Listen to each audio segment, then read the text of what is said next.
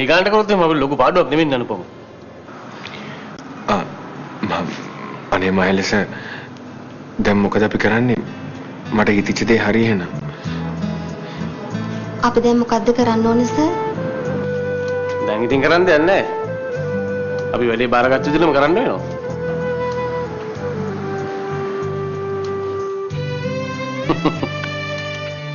බය වෙන්න එපා. මම පොඩි වීලුවක් කරේ. අපිට අනුපම මීට වඩා අඩුවට මේක කරන්න පුළුවන්. මහලස මං හිතුවේ මහලස ඇත්තටම බැන්න කියලා. කවුද බැන්නේ? අනේ කොහොමද බයින්නේ? මාත් හොඳටම බය වෙලා හිටියේ සර්. ඔයාලා වගේ අය ඉන්නකම් මේක වටන්න බෑ කියලා මම හොඳටම දන්නවා. අනික අනුපම දැන් මට මෙතන කිසි දෙයක් හොයන්න බලන් දෙයක් නැහැ. ඒ වුණාට මහලස දිගටම ඔෆිස් එන්න ඕනේ. එතකොට තමයි අපිට උනත් වැඩ කරන්න පුළුවන්.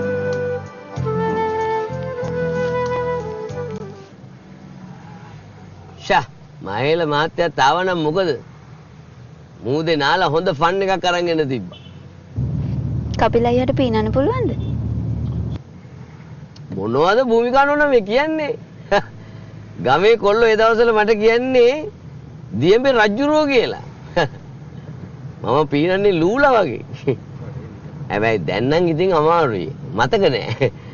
දැන් මූදේ බහිනවා තියා මේ වතුර බේසකමවත් බහින්න වෙලාවක් නෑ.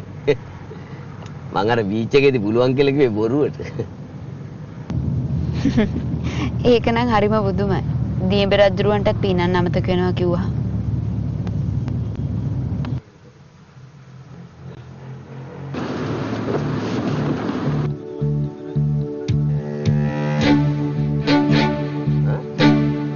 මොකටද මේ එන්න හදන්නේ? කවුද කපිලයි? මේ බයිසිකල් කාරයා. සෑහෙන වෙලාවක් ඉඳන් මේ පිටිපස්සේ පළු කරනවා. දැන් මේ ළඟට ඇවිල්ලා බලලා කි. අනේ කවුද දන්නේ? භූමිකා මේ සත්ත පාකට බය වෙන්න එපා. මොකටද එයා එහෙම කරේ? ලස්සන ගෑනු ළමයි දැක්කාම ඕවගේ අනක රැඟුම් පාන කොල්ලෝ ඉන්නවනේ. භූමිකා නෝන ඇතුලේ ඉන්නව දකින්නේ නැද්ද? අනේ මට බයයි කපිලයි. මං ඉගෙන ගත්ත සටන් කලාවෙන් වැඩක් ගන්න බැරුණා සෑහෙන කාලෙකින්. මට ආවුනොත් දෙනවා දත් ටික බඩට යන්න. කපිලයි ආවා ඉගෙන ගත්තේ කොයි කාලෙද? අපෝ ඒවා මං ඉගෙන ගත්තේ නාඹර ගැටය කාලේ. එතකොට මට අවුරුදු 16ක් 17ක් විතර ඇති. එහෙනම් ඉතින් කාලෙකින් පීනුවේ නැති හින්දා පීනන හැටි අමතක වුණා වගේ. දැන් ගහගන්න එකත් අමතක වෙලා ඇති නේද? කිව්වත් වගේ මට ඒක ගාණක් නැති වුණානේ. තරහකාරයෙක් එක්ක ගහගන්න කලින් යාළුවෙක් එක්ක ගහගෙන බලන්න ඕනේ.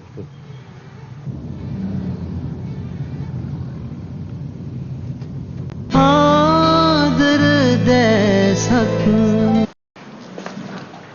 Excuse me. මම ආවේ පහලත් එක්ක කතා කරන්න.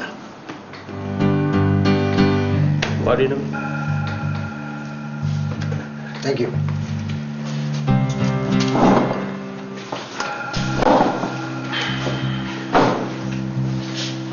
දැන් මොනවද ඔයාලට මාත් එක්ක කතා කරන් තියෙන්නේ? ඒකයි මයිලෝ. ඊයේ නදිනී එහෙ ආවා. ඒ ඔයාව මීට් වෙන්න. ආයත මම නම් ඒක දැනන් හිටියේ නෑ. Come on මයිලා. නදිනීට ඕනේ හැම දෙයක්ම අමතක කරලා වගේ සමාව ගන්න.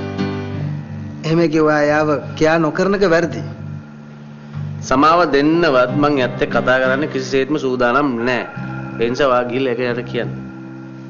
මයිලා මං ආවේ ඔයා කියන දේවල් නදිනීට කියන්න. ඒ වගේ පණිවිඩකාරයෙක් නෙමෙයි. මං ආවේ වෙන දෙයකට. එහෙනම් මොකටද ආවේ කියන්න බෑ? Actually, I really love her. මං නදිනීට ගොඩක් ආදරේ මයිලා. මං කැමති හෙට වුණොත් එයාව මැරි කරන්න. ඉතින් හොඳයිනේ කොච්චර ෂෝක්ද? ඒ වගේ මැරි කරගන්න. ඉතින් මොකටද මට කියන්න ආවේ? මට ඒකට වචනයක් ගන්න බැරි. Because of you. ඈ? මම මොනවද කරන්නේ? Of course. මහේලා නදිනිගේ හිත හැදෙන්න ඔයා යාට සමාව දෙන්න. එහෙම නොවුනොත් ඒක ප්‍රශ්නයක් වෙන්නේ මහේලටමයි. මොකද්ද මට වෙන ප්‍රශ්නේ? ඒක මට දැන් කියන්න අවශ්‍ය නැහැ. මහේල මං කියන විදිහට වැඩ කරොත් කාටවත් ගැටලුවක් වෙන්නේ නැහැ. ඕකේ? විශාෂේ දෙගම ෂොප් එකට දෙන්න පටන් ගත්තා. හා? කරන්න දින ජරා වැඩ සේරම කරලා දැන් මේක ඇතුළට ඇවිල්ලා අපිට තර්ජනය කරන්නත් පටන් ගත්තා. කරුණාකරලා ඕවර්ට විතරක් ඉඳ තියාගන්න එපා. තේරුණාද? නදිනි මිස්සක් කියලා කියන්න.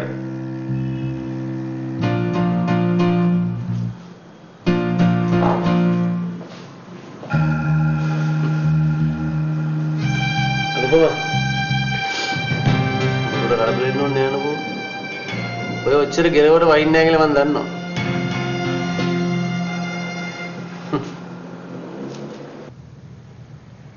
මගේ කේන්දරයේ හැටියට භූමිකා නෝනා මට සිකුරු මා දසාව ලබන්නේ ලබන අවුරුද්දේ. එතකම් මං ඉතින් ඉවසගෙන ඉන්නවා. සිකුරු ලැබුවහම මොකද වෙන්නේ කපිලයි? ඉරණංකාරී එන්නේ සුසන්තිකා වගේ දුවගෙන සුසන්තිකා වගේ. සුසන්තිකා කිව්වේ? ඔන්න ඕකනේ භූමිකා නෝනා කියන්නේ.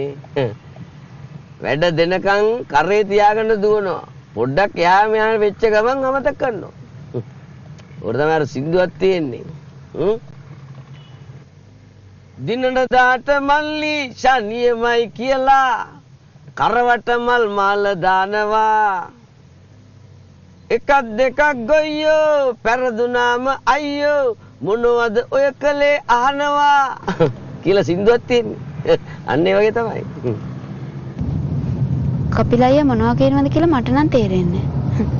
මට මාවවත් මතක නැතිකොට තව කෙනෙක් ගැන අමතක වෙන එක අහන්න දෙයක් ඈ. ඇත්තරේ නං ෂා මට ඒක කල්පනාවට ආවේ නෑනේ. යනගන්න හිතන ඔළුවට ටොක්කක්. ඕනේ නෑ. දැන් පාර බලාගෙන යමු. ડોක්ටර් බලාගෙනත් ඇති අපි එනකම්. නෑ ඉතින් මිනිස්සු උනාම පුතගුණ සලකන්න පුරුදු වෙන්න එපා. මම මේ භූමිකා නෝනාට දොසක් කිව්වා නෙවෙයි. අනේ මං ගැන හිතක් හිතන්න එපා. හරි. අපි ඉක්මන් කරලා යමුකෝ.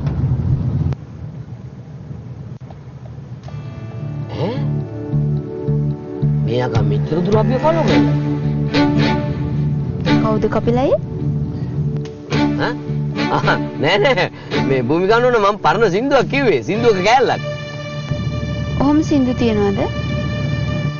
ඔව්. ඒ කාලේ ඔයගේ පරණ සින්දු තියෙනවනේ. මේ භූමිකා නෝනාට ඉතින් පරණ දේවල් මතක නෑනේ. එහෙම සින්දු තියෙනවා. ඒකත් එහෙමද?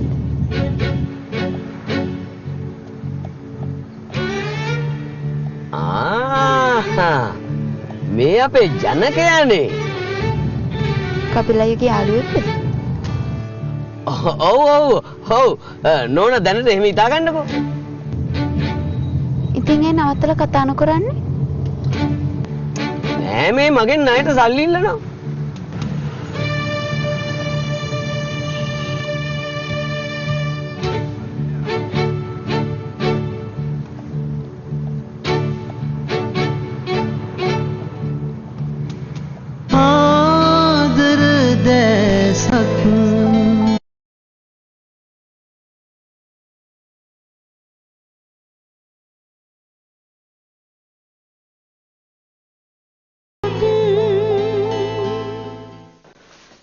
අශේ කාටවත් සැකයක් නොහිතන විදියට අපිට මේ වැඩේ කරගන්න පුළුවන් වුණොත් අපි ගොඩ. come on Nadini. හරියට පොඩි ළමයෙක් වගේනේ. නදිනි මේ වෙලාවේ භූමිකාට වෙන කවුරු හරි මොනවා හරි කරත් ඒකට අහු වෙන්නේත් අපිවයි. ඒක තේරුම් ගන්න බැරි. මොනවද අශේ? මං හැම වෙලාවෙම ඔයාට මොන හරි කිව්වොත් ඔයා ඒකට against එකටමයි කතා කරන්නේ. නදිනි ඔයාට නොතේරෙන ඇත්ත තේරුම් කරන්නයි මම උත්සාහ කරන්නේ. මං තනුකව යවුවාද භූමිකාව ෆලෝ කරන්න. අනුක මොකේද ගියේ? බයික් එකේ. come මට තේරෙන්නේ නැහැ ඔයා මොනවද කරන්න හදන්නේ කියලා. මං කරන්නේ මොකද්ද කියලා ඔයා තේරුම් ගන්න උත්සාහ කරන්නේ ආශි. නදිනි. අයිවාඩ මේ කිසි දෙයක බරක් පතලක් නොතේරෙන්නේ. හා? මේ වැඩවලින් අමාරු වැටෙන්න ඔයා. ඔයාව නම් හදන්න බෑ ආශි. ඔයා හැදෙන්නෙත් නෑ. හැමදේම මං අහගෙන හිටියේ. ඔයාට මොකද්ද මේ වෙලා තියෙන්නේ? ඔයා ප්‍රශ්න දාගන්නව මදිවට දැන් මේ අශිල පටලගෙනද හදන්නේ? එහෙම දෙයක් නෑ මමි. මමි මොකුත් නොදැනවම කතා කරන්න එපා. මොකද මන් දන්නේ නැත්තේ? ඔයා මොකටද භූමිකාව ෆලෝ කරන්න මොටර් බයික් කාරෙක් කියන්නේ? ආ? මට ඕනේ ආව බය කරන්න. අනේ බොරු කියන්න එපා. මං ඔයාගේ අයිඩියා එක දන්නවා. ඔයා මං කියන දේ අහලා කරුණාකරලා මේ දේවල් නතර කරලා දාන්න ඕනේ. මට ඕනේ මහේලගෙන් පලි ගන්න. එයා මට කරපු දෙයට. අනේ ආශේ ප්ලීස් මේ ළමයට පොඩ්ඩක් තේරුම් කරලා කියලා දෙන්න. ආන්ටි බලාගෙන හිටියා නම් එහෙන් ඇතිනේ මං කියපු දේ. මෙයා හරිම හිතුවක්කාරයි. මෙයා කරන්නේ මෙයාට ඕනේ වැඩ. මාව නවත්තන්න කාටවත් බෑ.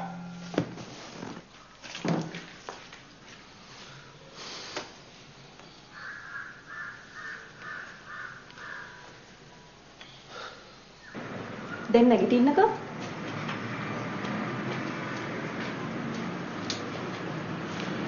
හරි. මේක ගිහලා මේටන්ට දෙන්න. භූමික. මේ දිගටම ට්‍රීට්මන්ට්ස් කරගෙන යන්න. එතකොට ඔයාට වෙනසක් දැනේ.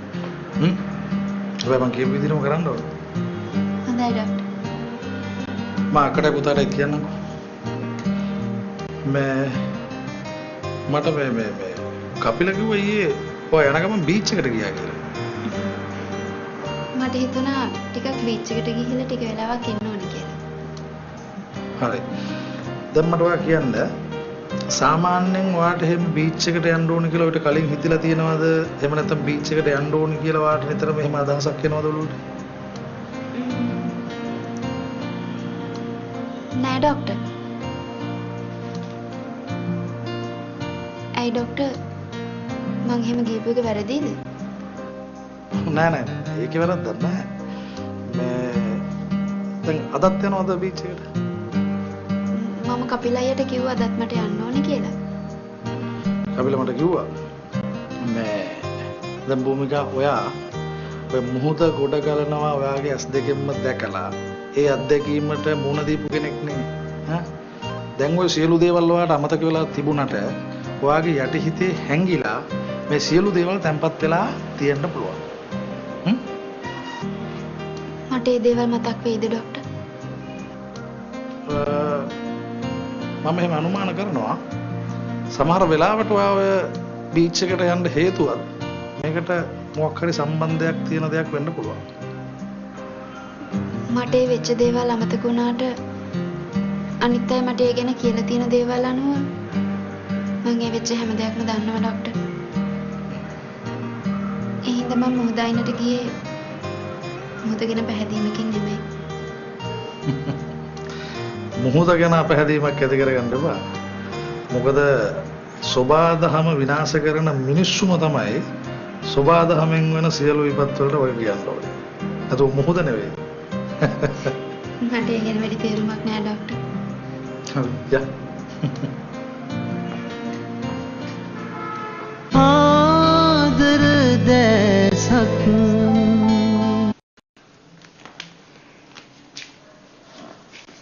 ඩග්ලස් අපේ නදිනගේ අශින්ගේ වෙඩින් එක අපි ඉක්මන් කරමු නේද? නැත්තම් මේ යන විදිහට අපේ නදිනේ මොන ප්‍රශ්න දාගන්නේද දන්නේ නැහැ. දැන් මොකද වෙලා තියෙන්නේ? මොකුත් වෙලා නැහැ. මං කියන්නේ වෙන්න කලින්. නදිනේ මහේලගෙන් පල්ලි ගන්න මොනවා කරන්න හිතන් ඉන්නවද දන්නේ නැහනේ. මමත් කැමති මේ වෙඩින් එක ඉක්මනට ගන්න. ඒත් මේ ළමයා අකමැත්තෙන් කොහොමද බලෙන් අපි ඒක කරන්නේ? එහෙම කියලා බෑ. මෙයා අකමැති වුණත් බලෙන් හරි මේක කරන්නම ඕනේ. නදිනේ මෙහෙන්. ඇයි ඩැඩි? මොකද්ද ළමයා මේ බිස්නස් වැඩත් පාඩු කරගෙන කරන තේරුමක් නැති වැඩ? ඔයාව ප්‍රතික්ෂේප කරපු මහේල ගැන ඇයි තවත් ඔයා හොප්ස් තියාගෙන ඉන්නේ? මහේලව අමතක කරලා දාන්න. මට ඕනේ යාට රිද්දන්න. මට දැනෙච්ච දේ එයාටත් දැනෙන්න ඕනේ. නදිනි ඔයා එයාට රිද්දන්න ගිහිල්ලා අන්තිමට අපි ඔක්කොටම විඳ ගන්න වෙනවා. ඔයා පුළුවන් තරම් ඉක්මනට ආශයෙන්ව මැරි කරන්න ඕනේ. හැම පැත්තෙන්ම මහලට වැඩි ආශයෙන් ඔයාට මැච් වෙනවා. අනේ ඩැඩි මට මගේ පාඩුවේ ඉන්න දෙන්නකෝ. හැමදාම ඔහොම ඉන්නද කල්පනා? මේ ඩග්ලස් නදින්ට ඕන දේවල් අපි කරන්නේ. අපිට ඕන දේවල් අපි කරන්න ඕනේ. මම ඊට කැමති දේ කරන්නකෝ. හැබැයි ඉතින් වෙඩින් එක දවසට මනමාලි ගෙදර නැති වෙයි.